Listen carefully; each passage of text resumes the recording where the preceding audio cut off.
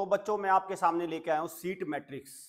Seat matrix में थोड़ा सा हम ओवरव्यू लेंगे, क्योंकि देखिए अभी प्रोसेस है, बहुत कुछ है। अभी ई काउंसलिंग होगा, ई काउंसलिंग में सिलेक्शन होगा, बच्चे हैं भाई इतना नहीं पता और पेरेंट्स को भी नहीं पता, प्रोसेस काफी कॉम्प्लिकेशन है। लेकिन हम इसको स्टेप बाय स्टेप इसको आसान करते चलेंगे।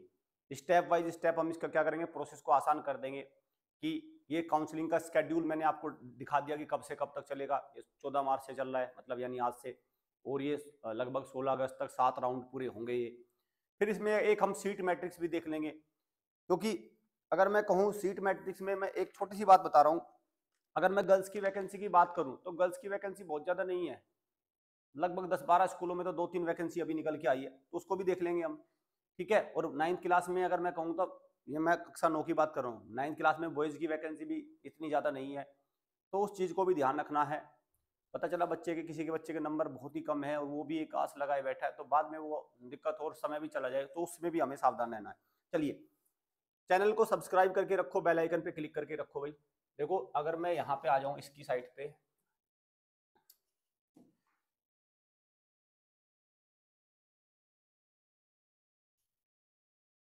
हाँ ये देखो, ये क्या है भाई, ये सीट मैट्रिक्स हमने,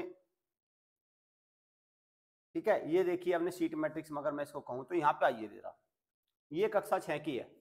ठीक है, ये कक्षा 6 की है। तो ये वही, ये सरकारी, मैं सब भी सीट मैट्रिक या जो भी मैं डेटा दे रहा हूँ वो मैं भाई सरकारी सैनिक स्कूल का दूंगा। एनएसएस का तो कोई डेटा देता ही नहीं, हमने आरटीआई लगाई थी 10-12, वो तो कोई बताते ही नहीं, उनका तो कोई डेटा ही नहीं है। आरटीआई में 10 आरटीआई में कोई जवाब नहीं आया, सीधा जवाब आया we are not covered under RTI act, बस खत्म। ठीक है, चलो भाई यहाँ पे आ जाओ। तो देखो ये सारी सीट्स हैं, तो आप जरा इस सीट मैट्रिक्स के हिसाब से, क्योंकि कक्षा 6 में तो ये लगभग लगभग देखो सही है, तो ये वेस्ट बंगाल, ये कक्षा 6 बॉयज, जरा इसको देख लेना कि एक एक, जो गर्ल्स की मैं बता रहा हूँ, गर्ल्स की हर एक राज्य में हर एक सैनिक स्कूल में एक एक सीट आती है, हर एक कैटेगरी। गर्ल्स का इन्होंने बहुत अच्छा कर रखा है, एक एक एक करके 10 हिसाब से, तो मतलब हर सैनिक स्कूल में 10 सीट है। लेकिन अगर मैं बात करूं अमरावती नगर, सबसे ज्यादा सीट है भाई इस सैनिक स्कूल में, दैट इज 104। इसके अलावा में तो अगर देखा जाए 108 है आपका नागालैंड में, पुंगलवा में, नागालैंड में भी, पुंगलवा में 108 सीट है। तो मुझे लगता है काफी, जिन बच्चों का स्कोर इस बार 240 का है, और मैं कह रहा हूं कि उनको दूर का एक स्कूल मिल जाएगा, तैयारी कर लो नागालैंड जाने की, नागालैंड, मणिपुर, इम्फाल, ठीक है भाई, वहां जाने की तैयारी कर लो, अभी से थोड़ा मन बनाओ। और हो सकता है तो मैं तो एक बात और कह रहा हूँ, इसको अदरवाइज मत लेना, जैसे जिनके 240 है अभी तो टाइम है, तो एक ट्रिप मम्मी पापा से कहो कि ठीक है नॉर्थ ईस्ट की एक ट्रिप भी हो जाएगी, घूम के आओ, एक टूरिज्म लेके आओ, देख के आओ वहाँ की, क्योंकि नॉर्थ ईस्ट भी तो बहुत सुंदर है भाई, बहुत अच्छा है नॉर्थ ईस्ट, कहीं कोई कमी नहीं है, नॉर्थ ईस्ट में कहीं कोई कमी नहीं है। कोई बच्चा अगर सैनिक स्कूल में नागालैंड भी पढ़ रहा है तो कोई कमी नहीं है, बहुत अच्छे हैं सैनिक स्कूल में, सेम सिलेबस होता है, सेम पढ़ाई है, सेम एनडीए सिलेक्शन रेशियो है। थोड़ा बहुत देखो प्लस माइनस तो होता ही है, थोड़ा बहुत प्लस माइनस तो होता है, वो भी प्लस माइनस इसलिए होता है क्योंकि देखो जैसे घोड़ाखाल सैनिक स्कूल है, उसमें तो बच्चा बहुत ही ऊपर नंबर का गया है भाई, घोड़ाखाल में 270 नंबर का बच्चा गया है, और नागालैंड में जाएगा 230-40 वाले का, तो थोड़ा सा एनडीए के सिलेक्शन में डिफरेंस तो आ जाएगा, लेकिन पढ़ाई के लेवल में, टीचर के लेवल में, फैसिलिटी के लेवल में कोई कमी नहीं है। तो अगर मैं देखूं तो देखो यहाँ पे एक बात मैं आपसे कहना चाहता हूँ, देखिए जब हम 9th क्लास की अगर बात करेंगे तो 9th क्लास में सीट बहुत थोड़ी सी कम रह गई, 9th क्लास में सीट, यहाँ 9th क्लास में मुझे लगता है पूरा पूरा कंपटीशन होगा। गर्ल्स में कुल 12 ही सीट है, अब देखते हैं क्या बनेगा। और अगर देखा जाए इसमें 9th में, तो गर्ल्स में कितनी है, गर्ल्स में तो है 12 सीट, और अभी और भी 1-2 सैनिक स्कूल बचे हुए होंगे, इसमें और आ जाएंगी निकल के, ठीक है भाई, अभी और निकल के आ जाएगी उसमें, हाँ ये रही। तो यहाँ पे थोड़ी सी भाई वैकेंसी बहुत कम है इसमें, और बॉयज में लगभग 300 वैकेंसी अभी इसमें निकली है, और अभी इन्होंने होल्ड पे रख रखे हैं। देखो यहाँ पे देखो ना आप, यहाँ पे अगर देखो तो कुछ सैनिक स्कूल इन्होंने सीट होल्ड पे, होल्ड पे मतलब अभी इन्होंने 18 की अपडेट करी है, तो पूरी की अपडेट कर देंगे, तो 300 में अगर 18 में जोड़ दो तो लगभग 500 सीट तो है कक्षा 9 में। कक्षा 9 में कितनी निकल के आई, 500 सीट है, ठीक है। 500 सीट तो कक्षा 9 में निकल के आई, 500 9 में बॉयज, 9 में बॉयज, और गर्ल्स में आपका 12, तो आप इसको कर लो 25 सीट्स हैं गर्ल्स की, ठीक है, गर्ल्स कैटेगरी में। ये है इनकी सीट, ये कक्षा 9 में है। कक्षा 9 में ठीक ठाक कंपटीशन होगा, तो अपनी चॉइसेस उस हिसाब से वैकेंसी का ओवरव्यू ले लो एक बार। और पोर्टल 5 बजे से स्टार्ट हो जाएगा ई काउंसलिंग का, तो वहां से करेंगे। राउंड 1 में भीड़ बहुत रहेगी, राउंड 1 में भीड़ बहुत रहेगी भाई। जैसे स्टेशन पे ट्रेन रुकती है तो आप देखते हैं ना कितनी भीड़, सबको सबको चढ़ना होता है, सबको उतरना होता है, तो किसी को रास्ता नहीं मिलता।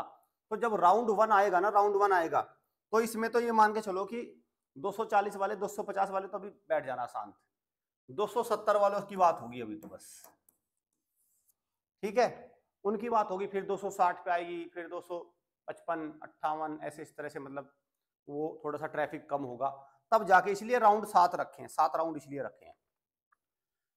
तो अभी यहाँ पे देखो काउंसलिंग का एसओपी भी इन्होंने, स्टैंडर्ड ऑपरेटिंग प्रोसीजर भी इन्होंने जारी कर दिया है, उसको भी थोड़ा सा ध्यान से देख लेना। अपने मोबाइल नंबर, ईमेल आईडी वो ढूंढ लेना, क्योंकि उसमें आवश्यकता पड़ेगी। और समय इन्होंने बहुत नहीं दिया है, समय कम है। पहली जो राउंड है उसमें इन्होंने बहुत जल्दी करा है, 14 से 18 20 ऐसे में ही होके अपना खत्म कर दिया पहला राउंड 1, तो उसको भी थोड़ा सा पेरेंट ध्यान रखेंगे, डॉक्यूमेंटेशन अपनी तैयार रखेंगे, ठीक है। और फिर इसके बाद राउंड 2 आएगा, राउंड 3 आएगा।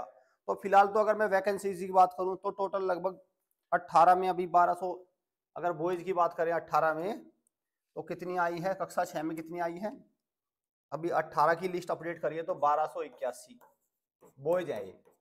ये क्या है, बॉयज कक्षा 6, ठीक है। और गर्ल्स तो आपको पता ही है, गर्ल्स का क्या होता है, गर्ल्स का तो 10 वैकेंसी है एक में, 10 वैकेंसी है एक में, 10 भी कर दूं मैं, और इंटू 33 तो कितने हो जाएंगे, 330 सीट है गर्ल्स की। तो टोटल पूरे भारत में सैनिक स्कूलों में जितने भी सैनिक स्कूल है उनमें मिला के 330 सीट है बस गर्ल्स की। तो एक एक वैकेंसी उस हिसाब से भरी जाती है, तो उस हिसाब से देख लेंगे। और अभी राउंड 1 का इंतजार, जैसे इसका निकल के आता है फिर सारा क्लियर हो जाएगा। देखो 3-4 राउंड में सारी बातें क्लियर हो जाएंगी, कहाँ ये कट ऑफ जानी है। अगर राउंड 1 2 3 4 तक कट ऑफ 260 के आसपास बनती है, ठीक है, तो भाई फिर 230 वाले नहीं हो पाएगा उनका, ठीक है, उनका मुश्किल हो जाएगा फिर, ठीक है भाई। चलिए बच्चों, तो आपको चैनल को सब्सक्राइब करके रखो, बेल आइकन पे क्लिक करके रखो, क्योंकि मैं बता रहा हूँ यहाँ पे मैं स्टेप बाय स्टेप बताऊंगा। जैसे अभी मैंने सीट मैट्रिक्स बता दी कि हर एक स्कूल की सीट कैसी है, कैसे आपको हर एक स्कूल की सीट देखनी है, ये हमने बता दी राउंड मैट्रिक्स में। हमने ये भी बता दिया काउंसलिंग का स्केड्यूल क्या है। जब काउंसलिंग होगी उसको एक लाइव तरीके से बताया जाएगा, उसमें बहुत सारे है, चॉइस को कैसे लॉक किया जाएगा, ठीक है। पता चला आपने, मैं बता रहा हूँ बार बार, बटन इधर उधर दब गया तो कौन सा रूट पकड़ेंगे अब, 40 और 60 वाला। और 40 और 60 वाला रूट कहाँ जाएगा, घूमेगा, वो घूम के, और फिर जब सुबह आंख खुलेगी तो घर ही मिलोगे, ठीक है। तो 40 और 60 वाले रूट से आपको बचना है, वो नहीं पकड़ना। 40 और 60 वाला रूट कहीं नहीं ले जाएगा आपको, ठीक है भाई बच्चों, ध्यान रखना इस बात को। 40% और 60% वाले रूट से बच के आपको रहना, ये बार बार मैं आपको समझा रहा हूं, ठीक है। तो सब, और देखो ये भी मैं बता दूं, अभी जैसे ही काउंसलिंग चल रही है कि कौन सा स्कूल अच्छा है, कौन सा सबसे बढ़िया है, सारे सरकारी सैनिक स्कूल में बढ़िया टीचर हैं, क्वालिफाइड टीजीटी पीजीटी हैं, सब वे पेपर दे के आए हैं, सब अच्छे हैं। सरकारी सैनिक स्कूल में आप 19-20 का थोड़ा बहुत फर्क मान सकते हैं भाई, हो सकता है घोड़ा काल के सिलेक्शन रेशो अच्छे हो, क्योंकि घोड़ा काल में 270 280 वाले नंबर बच्चे गए हैं, तो सिलेक्शन तो वही देंगे। लेकिन सैनिक स्कूल झांसी में भी टीचर अच्छे हैं, क्योंकि कोई स्कूल अच्छा किससे बनेगा, कोई स्कूल अच्छा बनेगा वहां के अध्यापक से। अगर टीचर वहां पे क्वालिफाइड हैं, टीजीटी पीजीटी हैं, वो सीटेट यूपी टेट जो भी एग्जाम होते हैं इसके एजुकेशन के, वो पास करके आए हैं, एंट्रेंस पास करके आए हैं, और उनके पास प्रॉपर गवर्नमेंट की बैक है, तो मुझे लगता है कि उस स्कूल में तो कोई कमी नहीं है। जैसे नवोदय स्कूल हो गए, विद्या ज्ञान स्कूल हो गए, सैनिक स्कूल हो गए, ये सारे स्कूल क्या है, मिलिट्री हो गई, ये अच्छे स्कूल हैं, क्योंकि इनमें जो स्टाफ है वो क्वालिफाइड है, ठीक है। तो आपको ये बात ध्यान रखना है। तो इसमें मत रहना, आपको कहीं भी कोई भी सरकारी सैनिक स्कूल मिल जाए तो ले लेना उसको।